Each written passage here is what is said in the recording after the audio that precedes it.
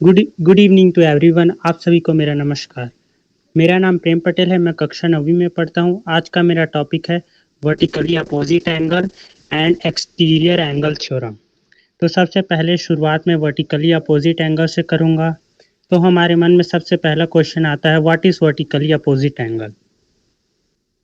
So vertically opposite angles are the angles formed opposite to each other when two lines intersect each other.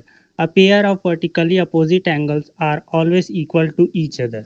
मतलब कि जब दो line एक दूसरे को इंटरसेक्ट करते हैं तो उनके इंटरसेक्शन से अपोजिट एंगल फॉर्म होते हैं, उन्हीं को हम वर्टिकली अपोजिट एंगल बोलते हैं। और जो pair of vertically opposite angle होता है वो हमेशा एक दूसरे के इक्वल होता है। जैसा कि आप इस डायग्राम में देख सकते हैं कि एंगल 1 एंगल 3 का वर्टिकली अपोजिट है और एंगल 2 एंगल 4 का वर्टिकली अपोजिट है। अब हम प्रूव करेंगे कि जो वर्टिकली अपोजिट एंगल है वो एक दूसरे के इक्वल होता है। तो गिवन डैश से चलेंगे। फ्रॉम द फिगर में दिया है कि ए बी और सी डी इंटरसेक्ट कर रहे हैं पॉइंट ओ पे। हमें प्रूफ करना है कि angle A O C equal है एंगल बी ओ डी के और एंगल ए ओ डी है equal angle B O C के। मतलब हमें ये बताना है कि जो वर्टिकली अपोजिट एंगल होते हैं वो एक दूसरे के इक्वल होते हैं।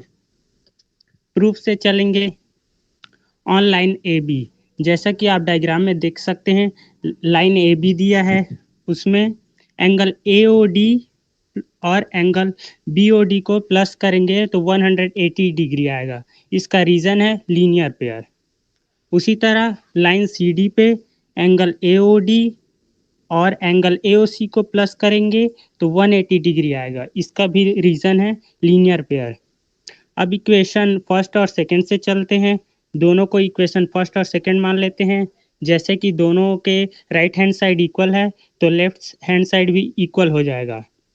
अब दोनों इक्वेशन को हम इक्वेट कर देते हैं तो ये हो जाएगा angle A O D plus angle B O D equal हो जाएगा angle A O D plus angle A O C. जैसे कि आप डायग्राम में देख सकते हैं, एंगल ए ओ डी का वैल्यू है एंगल 2 और एंगल बी ओ डी का वैल्यू है एंगल 3। उसी तरह एंगल ए ओ सी का वैल्यू है 1। तो दोनों साइड से एंगल 2 कट जाएगा, हमारे पास बचेगा एंगल 3 इक्वल एंगल 1। उसी तरह हम एंगल 4 और 2 को प्रूव कर सकते हैं, जिसको मैंने इसमें लिखा नहीं है लेकिन मैं आपको प्रूव करके बताता हूँ। हम लाइन सी डी पे देख सकते हैं कि angle B O C plus angle B O D equal होगा 180 डिग्री। इसका भी रीज़न है लीनियर पेयर। इसको इक्वेशन फर्स्ट मान लेते हैं। फिर लाइन ए बी पर angle A O D plus angle B O D ये भी इक्वल होगा 180 डिग्री के। इसका भी रीज़न है लीनियर पेयर। अब दोनों इक्वेशन को हम इक्वेट कर देते हैं तो ये हो जाएगा angle B O C plus angle B O D equal हो जाएगा angle A O D plus angle B O D. जैसा कि वैल्यू दिया है एंगल बी ओ सी का angle 4, angle B O D का एंगल 3 और एंगल ए ओ डी का एंगल 2। तो दोनों साइड से एंगल 3 कट जाएगा, बचेगा एंगल 4 इक्वल एंगल 2।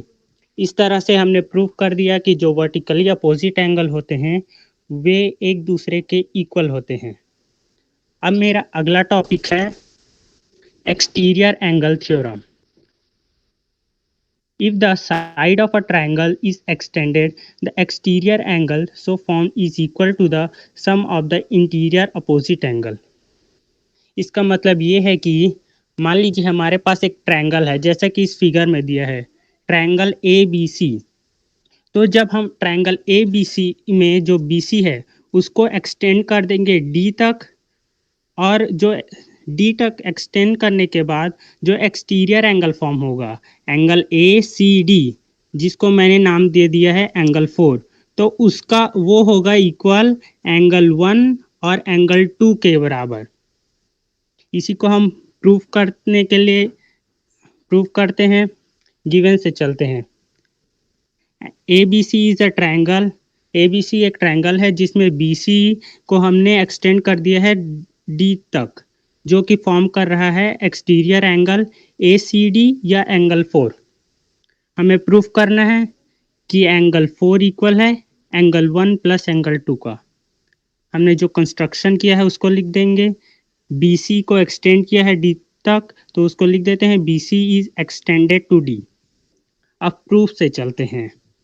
तो इन ट्रायंगल ABC में angle 1 plus angle 2 plus angle 3 equal हो जाएगा 180 डिग्री। इसका रीज़न है एंगल सम प्रॉपर्टी।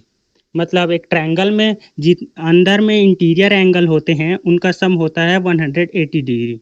उसके बाद एंगल 3 और एंगल 4 को हम सम करेंगे, उसका भी सम हो जाएगा 180 डिग्री। इसका रीज़न है लीनियर पेयर।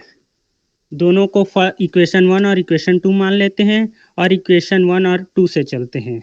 तो ये हो जाएगा angle 1 plus angle 2 plus angle 3 equal हो जाएगा एंगल 3 प्लस एंगल 4।